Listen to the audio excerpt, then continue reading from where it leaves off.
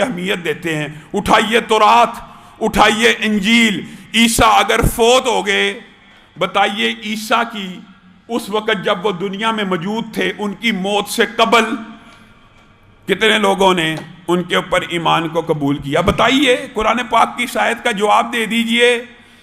خود انجیل اور تورات اور ان کی کتابیں یہاں تک کہتی ہیں کہ 11 اور 12 حواری تھے جنہوں نے صرف عیسیٰ کے اوپر ایمان کو قبول کیا۔ کوئی یہودی ایمان کو قبول نہیں کر رہا۔ آپ کہتے ہیں، آپ کی تاریخ کہتی ہے کہ عیسیٰ اگر معاذ اللہ آپ کا فلسفہ ایک منٹ کے لیے مان لیا جائے عیسیٰ فوت ہو گئے، اب قرآن پاک کی یہ آیت کہتی ہے کہ عیسیٰ کے فوت ہونے سے قبل کوئی اہل کتاب ایسا نہیں ہوگا جو ان کے اوپر ایمان نہیں لائے گا۔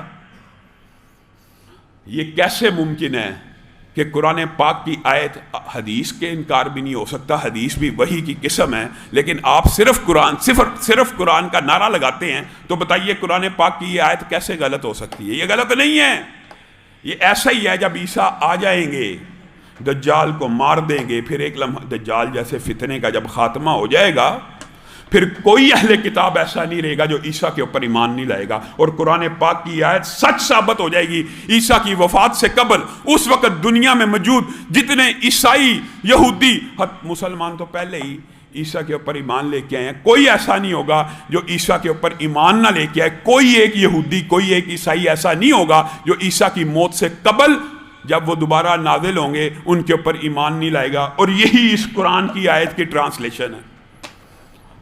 میرے بھائیوں، یہاں پہ منکرین ختم نبوت نے بھی آپ کے قائد کے اوپر ایک حملہ کیا۔ انہوں نے کہا، آپ کہتے ہیں کہ رسول اللہ صلی اللہ علیہ وسلم نے کہا ہے کہ میرے بعد کوئی نبی نہیں آئے گا، آپ کہتے ہیں عیسیٰ آئیں گے۔